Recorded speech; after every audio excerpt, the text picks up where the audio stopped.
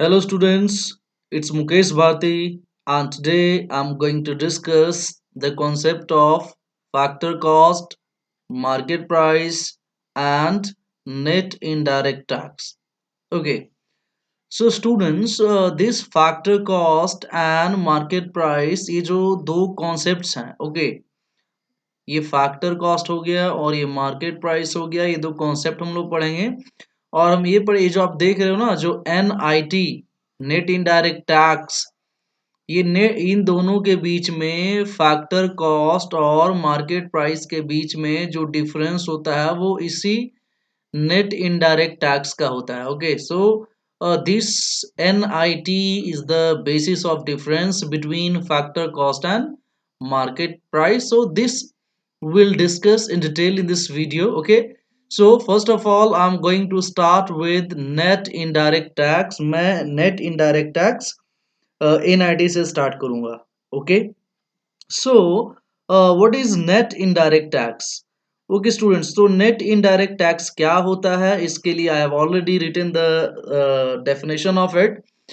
Net indirect tax is nothing but the difference between indirect tax and subsidy, है ना?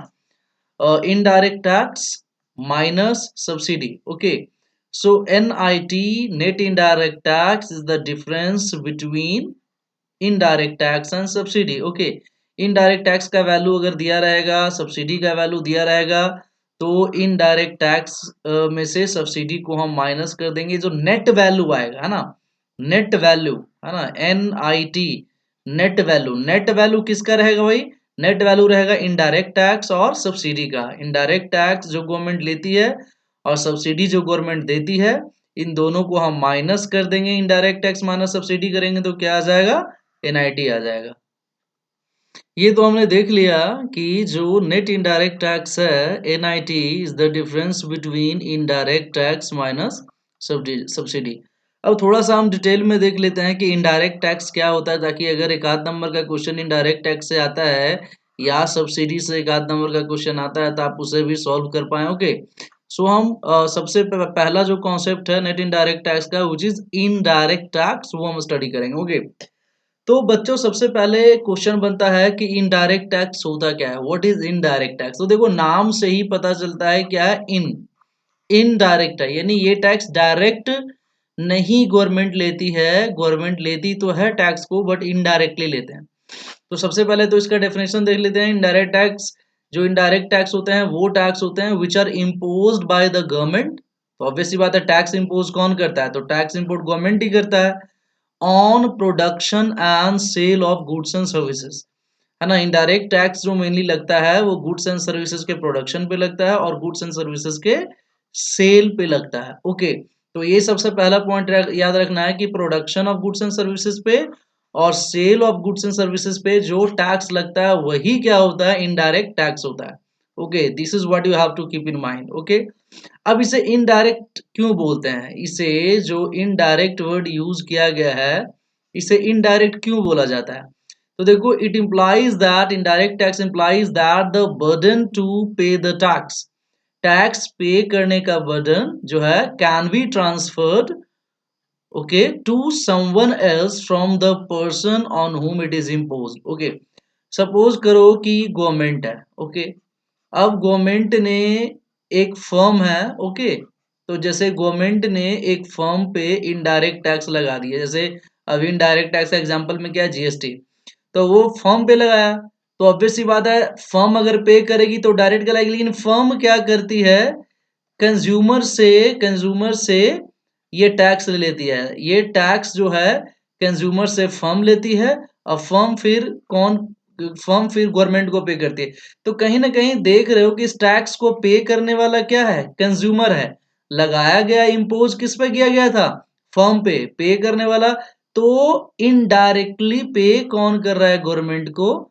Public कर रही है, कंज्यूमर कर रहा है। इसलिए जो बर्डन था वो ट्रांसफर हो गया, लगाया गया फर्म पे, but that burden of paying the tax has been shifted to someone else from the person on which it is imposed. Okay, तो ये पॉइंट आपको याद रखना है, ठीक है?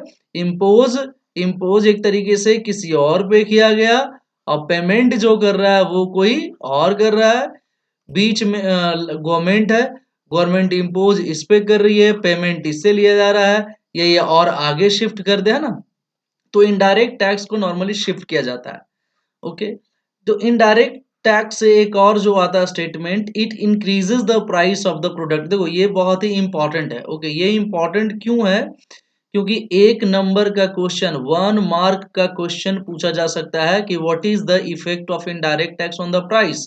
तो सिंपली याद रखना है कि प्राइस जो है इनडायरेक्ट टैक्स क्या कर देता है, इंक्रीज कर देता है। कैसे इंक्रीज करता है वो मैं आगे डिस्कस करूंगा, बट ये पॉइंट याद रखना है कि इनडायरेक्ट टैक्स से प्राइस क्या हो जाता है, इंक्रीज हो जाता है। इनडायरेक्ट टैक्स का अगर एग्जाम्पल देखे बच्चों, तो एग्जाम्पल्स में सेल्स टैक्स, ये पहले होता था अभी नहीं, है ना। सेल्स टैक्स हो गया जो सेल्स पे लगाया जाता था, वैल्यू एडेड टैक्स हो गया, जिस स्टेज पे वैल्यू एडिशन होता था वहां पे टैक्स लगाया जाता था, सर्विस के लिए अलग से टैक्स लगाया जाता था जैसे सर्विस टैक्स बोलते थे, इंपोर्ट पे जो गुड्स एंड गुड्स को जब इंपोर्ट किया जाता है उस पे जो टैक्स लगता है उसे इंपोर्ट ड्यूटी या कस्टम ड्यूटी बोलते थे, गुड्स एंड सर्विसेज के प्रोडक्शन पे जो टैक्स लगता था उसे हम एक्साइज ड्यूटी बोलते थे। अब इन सब को, ये जो अलग अलग तरह के इनडायरेक्ट टैक्स होते थे ना, इन सब की जगह पे एक अकेला टैक्स इंडिया में सिंगल टैक्सेशन सिस्टम आ गया, जिसे हम नॉर्मली आप सब जानते होंगे क्या बोलते हैं, GST, goods and services tax. तो इसमें बहुत तरह के इनडायरेक्ट टैक्सेस थे, है ना, बहुत तरह के, उन सबको सब्ज्यूम्ड कर गया, मिलाकर क्या बनाया गया, जीएसटी बनाया गया। अब अलग अलग तरह का टैक्स नहीं लगता, अब एक ही टैक्स लगता है, कॉमन सिंगल टैक्स सिस्टम है, एंड दैट इज जीएसटी। तो ये तो हो गया एग्जाम्पल बच्चों। ओके, लेकिन अभी पॉइंट याद रखना, जब आप न्यूमेरिकल क्वेश्चन सॉल्व करोगे, ओके, जब आप न्यूमेरिकल क्वेश्चन सॉल्व करोगे किसका, नेशनल इनकम का, है ना, तो उसमें एक पॉइंट ही आपको क्या याद रखना है कि उसमें इनडायरेक्ट टैक्स का जरूरत पड़ेगा आपको, ठीक है।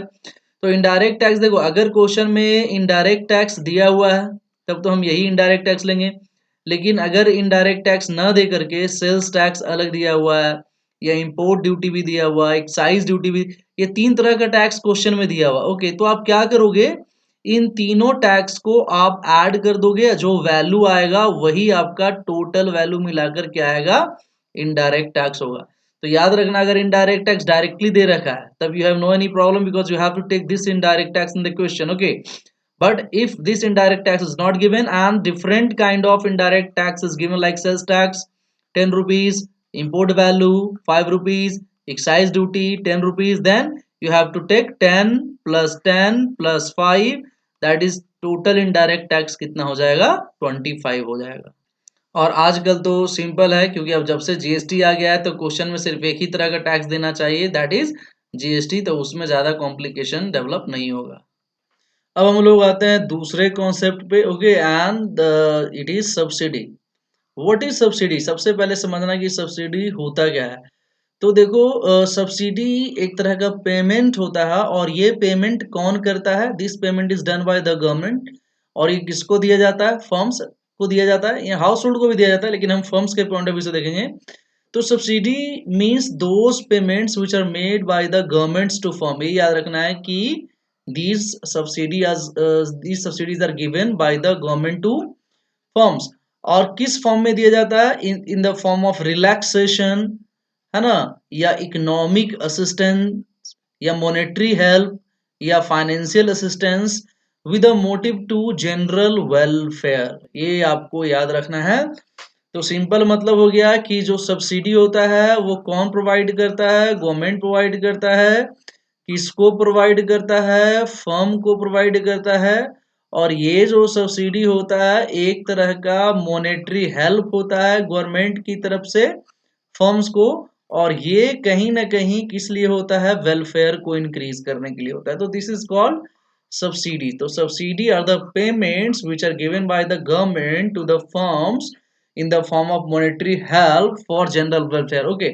अब इसके बारे में 2 पॉइंट याद रखना है कि ये जो सब्सिडी दी जाती है ना, ये एक केस में किसके लिए फर्म को दिया जाता है, एक्सपोर्ट को इंक्रीज करने के लिए देता है। एक्सपोर्ट को इंक्रीज करने का मतलब क्या है, देखो एक्सपोर्ट जो होता है वो कंट्री के लिए बहुत, जितना ज्यादा एक्सपोर्ट होगा हमारे देश के लिए उतना ही ज्यादा अच्छा है, क्योंकि इससे हमारे देश का जीडीपी भी बढ़ता है और प्लस फॉरेन करेंसी, है ना, फॉरेन एक्सचेंज, डॉलर वगैरह भी बढ़ने का चांस रहता है, जो हमारे देश के लिए अच्छा है।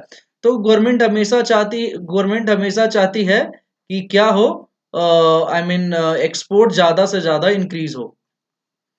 तो एक तो हो गया कि एक्सपोर्ट को इंक्रीज करने के लिए दिया जाता है, दूसरा क्या हो गया, पब्लिक वेलफेयर के लिए भी दिया जाता है। पब्लिक वेलफेयर का मतलब अभी एलपीजी देख ही रहे हैं आप लोग, liquid petroleum gas LPG cylinder आप खरीदने जाते हो तो आपको कुछ सब्सिडी के फॉर्म में आपके अकाउंट में पैसे आते हैं। तो इस तरीके से एक्सपोर्ट को प्रमोट करने के लिए, पब्लिक वेलफेयर को इंक्रीज करने के लिए दिया जाता है। नेक्स्ट पॉइंट क्या याद रखना है कि इट रिड्यूसेस द मार्केट, ये जो मार्केट प्राइस होता है किसी भी प्रोडक्ट का, अगर उस प्रोडक्ट पे गवर्नमेंट सब्सिडी देना शुरू कर देती है तो उसका मार्केट प्राइस क्या हो जाता है, कम हो जाता है। तो याद रखेगा कि टैक्स से मार्केट प्राइस क्या हो जाता है, बढ़ जाता है, और सब्सिडी से क्या होता है, मार्केट प्राइस क्या हो जाता है, कम हो जाता है। दो पॉइंट याद रखना, ये क्वेश्चन में आ सकता है कि what is the effect of tax on market price, तो इसका इफेक्ट होगा increase in price. And what is the effect of subsidy on market price, तो इसका आंसर होगा reduction in the prices of the product. ये दो point याद रखना है।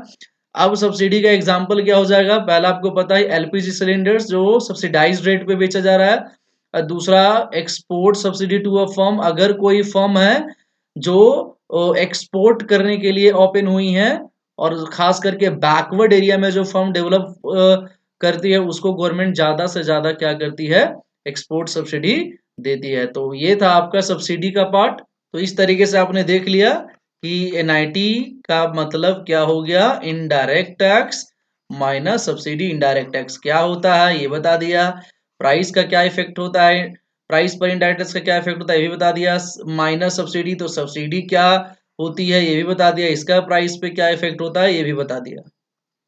बच्चों अब देखो ये इंपॉर्टेंट पॉइंट है, अब हम लोग किसके बारे में देखने वाले हैं, अब हम लोग फैक्टर कॉस्ट के बारे में देखने वाले हैं। ओके, देखिए आपको याद करो, मैं पीछे के वीडियोस में ही बता रखा हूं, जब भी हम फैक्टर्स ऑफ प्रोडक्शन की बात करते हैं तो एक फैक्टर्स ऑफ प्रोडक्शन में लैंड हो गया, लेबर हो गया, कैपिटल हो गया, एंटरप्रेन्योरशिप हो गया, तो ये सारे फैक्टर्स ऑफ प्रोडक्शन है। ओके, और लैंड के बदले क्या दिया जाता है, रेंट, लेबर के बदले वेजेस एंड सैलरी, कैपिटल के बदले इंटरेस्ट और एंटरप्रेन्योरशिप के बदले प्रॉफिट। ये पीछे के वीडियोस में ही बता दिया। तो फैक्टर कॉस्ट का जो रिलेशन है ना वो उसी से है। तो फैक्टर कॉस्ट क्या होता है देख लेते हैं, it is that amount which is paid two factors of production. तो नाम से ही पता चलता है फैक्टर कॉस्ट, फैक्टर का मतलब फैक्टर्स ऑफ प्रोडक्शन को दिया गया कॉस्ट यानी खर्चा। Okay, so it is the amount, ये वो पैसा होता है, वो अमाउंट होता है, वो खर्चा होता है जो फैक्टर्स ऑफ प्रोडक्शन को दिया जाता है। क्यों दिया जाता है, for their contribution in the production process, है ना। प्रोडक्शन प्रोसेस में कंट्रीब्यूशन किनका होता है, यानी लैंड, लेबर, कैपिटल, एंटरप्रेन्योरशिप, है ना। तो फैक्टर कॉस्ट का मतलब समझ में आ गया, factor cost is those expenditures और that amount which is paid to the factors of production for their contribution in the production process। अब एक एग्जांपल समझ, जैसे कि ये बता ही दिया कि लैंड के बदले क्या मिलता है, रेंट, लेबर के बदले क्या मिलता है, वेजेस एंड सैलरी, कैपिटल के बदले क्या उनको मिलता है, इंटरेस्ट, और एंटरप्रेन्योरशिप को क्या मिलता है, प्रॉफिट। तो ये कहीं ना कहीं क्या है, फैक्टर कॉस्ट है। इसमें पॉइंट याद रखना, देखने में तो कॉस्ट लग रहा है लेकिन प्रॉफिट भी क्या है, फैक्टर कॉस्ट का ही पार्ट होता है। क्योंकि प्रॉफिट कौन से, अब यहाँ पे आप देख सकते हो मैंने बताया था एक वर्ड होता है एंटरप्रेन्योरशिप, है ना, जो मालिक होता है वो भी एक फैक्टर होता है, और उस फैक्टर के बदले प्रॉफिट मिलता है, that is why factor cost में प्रॉफिट भी आता है। अब एक एग्जांपल से समझ लेते हैं, है ना। मान लो कि एक फर्म है, आपके सामने एक फर्म है, इस फर्म का नाम मैंने क्या रखा, इस फर्म का नाम रखा मैंने एबीसी लिमिटेड। ओके, अब ये फर्म क्या करने जा रही है, प्रोडक्शन।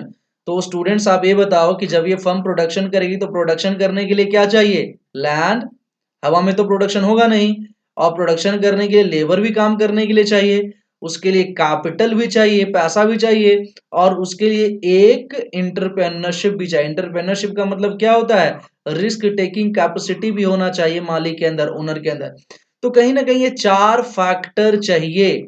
आपने क्या, इस फर्म ने क्या किया, लैंड भी ले लिया, लेबर को भी खरीद लिया, कैपिटल को भी खरीद लिया, इंटरप्रेन्योरशिप भी है उसके पास। लैंड के बदले उसने 20 रुपीज दिए, लेबरों को उन्होंने 30 रुपीज दिए, कैपिटल का इंटरेस्ट उन्होंने 25 रुपीज दिया, और एंटरप्रेन्योरशिप का प्रॉफिट के फॉर्म में उसने कितना रखा, 10 रुपीज। यानी अब अगर वो प्रोडक्शन करके मार्केट में 10 रुपए प्रॉफिट पर वो बेचना चाहता है, तो उसका टोटल कॉस्ट कितना लग गया, 20। यहाँ पे देख सकते हो आउटपुट को प्रोडक्शन करने में टोटल कॉस्ट कितना लग गया, रेंट 20 रुपीज का, वेज एंड सैलरी 30 रुपीज का, इंटरेस्ट 25 रुपीज का, और 10 रुपीज का प्रॉफिट, यानी टोटल कितना हो गया, ओके, 85 रुपीज। तो ये जो आप 85 रुपीज देख रहे हो बच्चों, ये क्या हो गया, ये फैक्टर कॉस्ट हो गया, है ना, इस आउटपुट का ये फैक्टर कॉस्ट हो गया। तो अब आपको समझ में आ गया होगा कि फैक्टर कॉस्ट अगर 85 रुपीज है, इसका मतलब इसमें क्या क्या है, इसका मतलब इसमें सारे फैक्ट, रेंट हो गया, वेजेज एंड सैलरी, इंटरेस्ट और प्रॉफिट, ये सब मिलाकर ये फैक्टर कॉस्ट 85 रुपीज में अगर ये मार्केट में बेचता है ना, तो उसे 10 रुपए का प्रॉफिट होता है, क्योंकि प्रॉफिट इसमें 10 रुपए ऑलरेडी इंक्लूडेड है। तो फैक्टर कॉस्ट आपको समझ में आ गया होगा। अब अगर स्टूडेंट्स, अगर हम दूसरा टॉपिक पे बात करते हैं, मार्केट प्राइस के बारे में बात करते हैं, नाम से ही पता चलता है, that price at which product is sold in the market price. So what is the market price? It is that price at which the product is actually sold in the market. ये point आपको याद रखना है कि वो price होता है जिस प्राइस पे प्रोडक्ट को मार्केट में बेचा जाता है। Okay, market price is the price which is eight which the product is sold in the market. Okay, अब देखिए मार्केट प्राइस, अब अगर क्वेश्चन आता है कि हाउ मार्केट प्राइस को हम कैसे लाते हैं, फैक्टर कॉस्ट और माध्य को। तो मान लो सेम एग्जांपल लेते हैं कि एक फर्म है, उस फर्म का नाम क्या था, एबीसी लिमिटेड। उसने भाई प्रोडक्शन किया तो फैक्टर कॉस्ट उसका कितना आया था, 85 रुपीज फैक्टर कॉस्ट आया था। अगर वो 85 रुपीज में बेचता तो उसमें ऑलरेडी प्रॉफिट जुड़ा हुआ था, तो factor 85 rupees was factor cost.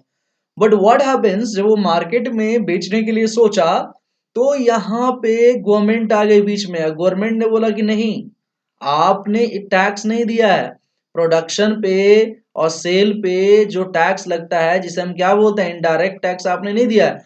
मान लो कि 11 पॉइंट कुछ परसेंट का मान के चलते हैं, लगभग 12% के करीब, मान लो 10 रुपीज का टैक्स लगा देता है। तो अब वो फॉर्म पहले कितने में बेचने जा रहा था, 85 रुपीज में, 10 रुपीज का क्या लगा दिया, टैक्स लगा दिया। तो ये टैक्स फॉर्म नहीं देगा, अब ये टैक्स क्या हो जाता है, इसमें जुड़ जाता है। अब वो मार्केट में कितने में बेचेगा, 95 रुपीज में बेचेगा, और इसी 95 रुपीज को क्या बोलेंगे, मार्केट प्राइस बोलेंगे। तो यहां पर आपने क्या देखा कि पहले ये मार्केट में कितने में बिकता, 85 रुपीज में, लेकिन इनडायरेक्ट टैक्स आने के कारण इनडायरेक्ट टैक्स को प्राइस में लगाकर शिफ्ट कर दिया गया, ताकि ये 10 रुपीज लगाया गया तो किस पे, इम्पोज किस पे किया गया, फर्म पे लगा गया, लेकिन इसको 10 रुपीज को प्राइस में जोड़कर कंज्यूमर के पास दे दिया गया, शिफ्ट कर दिया गया, इसलिए इसको इनडायरेक्ट टैक्स बोलते हैं। कि अब 95 रुपीज में खरीदेगा तो ये जो टैक्स का अमाउंट है, ये भी कौन पे करेगा, कंज्यूमर पे करेगा। तो यहाँ पे आपने क्या देखा कि पहले 85 में बिकने जा रहा था, लेकिन टैक्स लगने के बाद ये भी कितने में बिकने जा रहा है, 95 में। यानी टैक्स का इफेक्ट क्या हुआ प्राइस पे, टैक्स ने, इनडायरेक्ट टैक्स ने प्राइस को बढ़ा दिया, क्योंकि टैक्स को प्राइस में जोड़कर मार्केट में बेचा गया। ओके, तो ये आपका टैक्स का इफेक्ट हो गया प्राइस पे। अब सेम सब्सिडी का देख लेते हैं। मान लो यहाँ पे गवर्नमेंट है, ओके। अब यहाँ पे देखिए कि फिर एक फर्म है, सेम फर्म है, मान लो एबीसी लिमिटेड। तो उसके पास फैक्टर को, जो ऊपर के एग्जांपल में मैंने बताया था, उसका फैक्टर कॉस्ट कितना था, 85 रुपीज के था। लेकिन गवर्नमेंट क्या दे रही है, गवर्नमेंट ने इस फर्म को सब्सिडी दिया। सब्सिडी किस लिए दिया, गवर्नमेंट कह रही कि नहीं, आप जो काम कर रहे हो बहुत वेलफेयर का काम कर रहे हो, आपके प्रोडक्ट से पब्लिक वेलफेयर फैलेगा या एक्सपोर्ट में इंक्रीज होगा, इसलिए गवर्नमेंट ने क्या किया, 10 रुपए का सब्सिडी दिया, है ना, 10 रुपए का हेल्प किया इसको। तो पहले ये 85 में बेचने जा रहा था, अब 10 रुपए का गवर्नमेंट ने उसको पहले ही दे दिया। तो अब वो क्या करेगा, 85 में से ये माइनस करके 10 रुपीज माइनस करके अब ये क्या करेगा, 75 में बेचेगा। क्योंकि वो 85 में बेचता, लेकिन 10 रुपए का तो ऑलरेडी उसको सब्सिडी पहले ही गवर्नमेंट ने दे दिया। तो सेम प्रॉफिट कमाने के लिए अब उसको कितने में बेचने की जरूरत है, 75 का जरूरत है। तो देख लो, पहले ये प्रोडक्ट कितने में बिकने वाला था, 85 में। अब ये प्रोडक्ट कितने में बिकने लगा सब्सिडी की वजह से, 75 में। तो कहीं ना कहीं सब्सिडी का इफेक्ट क्या हुआ कि सब्सिडी ने मार्केट प्राइस को क्या कर दिया, घटा दिया। तो सिंपली आपको याद रखना है ना, कि अगर फैक्टर कॉस्ट है, ओके, अब फैक्टर कॉस्ट में इनडायरेक्ट टैक्स क्या होता है, प्लस होता है, और जिससे जो मार्केट प्राइस है वो बढ़ जाता है। और दूसरा ये याद रखना है कि यही जो फैक्टर कॉस्ट है, इसी फैक्टर कॉस्ट में सब्सिडी क्या होता है, माइनस होता है। और सब्सिडी माइनस होने से मार्केट प्राइस क्या हो जाता है, कम हो जाता है। ये इफेक्ट है, मार्केट प्राइस को टैक्स इंक्रीज कर देता है, मार्केट प्राइस को सब्सिडी क्या कर देता है, रिड्यूस कर देता है। अब आगे देख लेते हैं, एक नोट के फॉर्म में फॉर्मूला डिराइव कर लेते हैं जो न्यूमेरिकल प्रॉब्लम के लिए बहुत ज्यादा जरूरी होता है। तो यहाँ पे देख लो कि फैक्टर कॉस्ट में याद रखना इनडायरेक्ट टैक्स क्या होता है, प्लस होता है। पहले भी मैंने बता दिया कि इनडायरेक्ट टैक्स प्लस होता है और सब्सिडी क्या होती है, माइनस होती है। तो फैक्टर कॉस्ट में इनडायरेक्ट टैक्स को प्लस करेंगे और सब्सिडी को माइनस करेंगे, तो उसके बाद जो वैल्यू आएगा वो क्या कहलाएगा, मार्केट प्राइस। ओके, तो ये तो हो गया पहला। आगे देखिए कि सेम फैक्टर कॉस्ट है। अब देखो इस इनडायरेक्ट टैक्स और सब्सिडी, ऊपर मैंने एक फॉर्मूला क्या बताया था कि नेट इनडायरेक्ट टैक्स का फॉर्मूला होता है इनडायरेक्ट टैक्स माइनस सब्सिडी। तो इनडायरेक्ट टैक्स माइनस सब्सिडी की जगह पे क्या रख सकते हैं, एनआईटी रख सकते हैं। तो ये फैक्टर कॉस्ट हो गया, फैक्टर कॉस्ट, और यहाँ पे plus indirect tax minus subsidy ना लिख करके इसका एग्जैक्ट फॉर्मूले का वैल्यू लिख दिया एनआईटी। तो फैक्टर कॉस्ट में एनआईटी प्लस हो जाता है, तो मार्केट कॉस्ट हो गया, मार्केट प्राइस हो गया। अब इसी एनआईटी को आप इधर ले आओ तो ये माइनस हो जाएगा। ओके, तो एक फॉर्मूला क्या हो गया कि फैक्टर कॉस्ट में एनआईटी प्लस होता है तो मार्केट प्राइस आता है, और मार्केट प्राइस में एनआईटी माइनस होता है तो क्या होता है, फैक्टर कॉस्ट। सिंपल सा लॉजिक हो गया। फैक्टर कॉस्ट में एनआईटी ऐड करोगे तो मार्केट प्राइस आ जाएगा, और यहाँ पे फैक्टर कॉस्ट का फॉर्मूला तो देखो ये इधर जाकर क्या हो जाएगा, माइनस हो जाएगा। तो फैक्टर कॉस्ट का फॉर्मूला क्या हो गया, मार्केट प्राइस माइनस एनआईटी। तो फैक्टर कॉस्ट में एनआईटी प्लस होके मार्केट प्राइस आएगा, और मार्केट प्राइस में एनआईटी माइनस होके क्या आएगा, फैक्टर कॉस्ट। इस तरीके से आप याद रखते हैं कि देखिए ये फैक्टर कॉस्ट है, शॉर्ट में हमने फैक्टर कॉस्ट लिखा है, ये मार्केट प्राइस है, शॉर्ट में हमने मार्केट प्राइस लिखा है। तो यही वाला फॉर्मूला याद रखना है कि फैक्टर, देखो इधर मैं एरो बना रखा हूं, फैक्टर कॉस्ट से मार्केट प्राइस में आने के लिए क्या करना है, प्लस एनआईटी। और इसका उल्टा कर दो, मार्केट प्राइस से फैक्टर कॉस्ट में जाने के लिए क्या करना है, माइनस एनआईटी। तो एक पॉइंट याद रखिएगा, फिर उल्टा कर देना है, फैक्टर कॉस्ट से मार्केट प्राइस में एनआईटी, और मार्केट प्राइस से फैक्टर कॉस्ट में जाने के लिए माइनस एनआईटी। ओके, तो ये आपको समझ में आ गया होगा। अब यहाँ पे एक पॉइंट और देख लेते हैं, पहला एक केस अलग अलग देखो। अगर इनडायरेक्ट टैक्स 20 रुपीज है, सब्सिडी 10 रुपीज है, तो एनआईटी का वैल्यू क्या हो जाएगा, indirect tax minus subsidy 20 minus 10, यानी ये 10 हो गया एनआईटी का वैल्यू। दूसरा देख लो, अगर इनडायरेक्ट टैक्स 20 है और सब्सिडी क्वेश्चन में नहीं दे रखा है, अगर नहीं दे रखा है तो भी जीरो ले लेना है, जीरो दे रखा है तो भी जीरो लेना है। तब यहाँ पे एनआईटी का वैल्यू क्या होता है, इनडायरेक्ट टैक्स माइनस सब्सिडी। तो इनडायरेक्ट टैक्स तो 20 दे रखा है, लेकिन सब्सिडी का वैल्यू नहीं दे रखा है या जीरो दे रखा है, तो क्या हो जाएगा, 20। तीसरा में देख लो, अगर मान लो क्वेश्चन में जो इनडायरेक्ट टैक्स है नहीं दे रखा हो, नहीं दे रखा है यानी इनडायरेक्ट टैक्स जीरो है ना। और अगर दे रखा है कि जीरो तब तो अच्छी बात है, लेकिन बहुत सारे क्वेश्चंस में इनडायरेक्ट टैक्स दिया ही नहीं रहता, सिर्फ सब्सिडी दिया रहेगा 10। तो अगर सिर्फ सब्सिडी 10 दिया रहेगा तो आपको ऐसे ही नहीं एनआईटी लिखना है, एनआईटी का वैल्यू निकालना पड़ेगा इनडायरेक्ट टैक्स माइनस सब्सिडी। जो नहीं दे रखा है उसकी जगह पे जीरो रख दिया, फिर फॉर्मूले के अनुसार माइनस लगाया, फिर 20। तो देखो यहाँ पे वैल्यू कितना हो जाएगा, -20। फोर्थ में देखो, अगर इनडायरेक्ट टैक्स 20 दे रखा है ना, और सब्सिडी भी अगर 20 दे रखी है, तो नेट इनडायरेक्ट टैक्स क्या हो जाएगा, इनडायरेक्ट टैक्स माइनस सब्सिडी, यानी 20 माइनस 20 जीरो। तो ये आपको समझ, तो यहाँ पे मेनली मैं क्या पॉइंट समझाना चाह रहा हूं कि जब न्यूमेरिकल क्वेश्चन सॉल्व करोगे तो उसमें मान के चलो कि सब्सिडी का वैल्यू 10 दे रखा है, लेकिन आपको जरूरत पड़ेगा एनआईटी का, तो एनआईटी डायरेक्ट 10 नहीं लिख देना है, आपको फॉर्मूला लगाना है indirect tax minus subsidy. Indirect tax का वैल्यू नहीं दे रखा है, यहाँ 0 रखेंगे, यहाँ 10 रखेंगे तो माइनस प्लस के कारण आपका वैल्यू गलत हो सकता है, तो इस पॉइंट को याद रखेंगे। लास्ट पॉइंट स्टूडेंट्स को याद रखना है कि मार्केट प्राइस और फैक्टर कॉस्ट ये दोनों इक्वल हो जाता है अगर government sector is not there, है ना। आप देखो सिंपल है, जैसे कि मान लो फैक्टर कॉस्ट है, और फैक्टर कॉस्ट में एनआईटी इज इक्वल टू क्या हो जाता है, मार्केट प्राइस। तो आप यहाँ पे देखो ये जो एनआईटी है जिसे हम इनडायरेक्ट टैक्स माइनस सब्सिडी बोलते हैं, तो इनडायरेक्ट टैक्स लेने वाला कौन होता है, गवर्नमेंट, सब्सिडी देने वाला होता है गवर्नमेंट, यानी गवर्नमेंट सेक्टर है तभी ये एनआईटी एग्जिस्ट कर रहा है, अगर गवर्नमेंट नहीं रहेगा तो ये रहेगा ही नहीं। तो अल्टीमेटली जो फैक्टर कॉस्ट है वही क्या हो जाएगा, मार्केट प्राइस हो जाएगा। तो अगर गवर्नमेंट सेक्टर नहीं होता है तो मार्केट प्राइस और फैक्टर कॉस्ट क्या होता है, सेम होता है। तो इस तरीके से मैंने एनआईटी के कॉन्सेप्ट्स आपको समझा दिया, मार्केट प्राइस क्या होता है, इस पे टैक्स का क्या इफेक्ट होता है, फैक्टर कॉस्ट मार्केट प्राइस पर सब्सिडी का क्या इफेक्ट होता है, किस तरीके से मार्केट प्राइस और फैक्टर कॉस्ट में किसका रिलेशन होता है, एनआईटी का रिलेशन होता है। तो स्टूडेंट्स मैंने पूरी तरीके से आपको ये कॉन्सेप्ट समझाने का कोशिश किया, एंड आई होप आपको समझ में आया होगा। और ये कॉन्सेप्ट आपको ध्यान में रखना है ताकि आगे न्यूमेरिकल क्वेश्चन भी आप सॉल्व कर पाओ। तो अगर आपको ये वीडियो अच्छा लगा तो आप मेरे वीडियो को लाइक कीजिए और मेरे चैनल को सब्सक्राइब कीजिए। ओके, अपने पेरेंट्स का रिस्पेक्ट कीजिए, मन लगा के आप पढ़ाई लिखाई कीजिए, जीवन में बहुत आगे बढ़िए। Thank you very much for watching this video.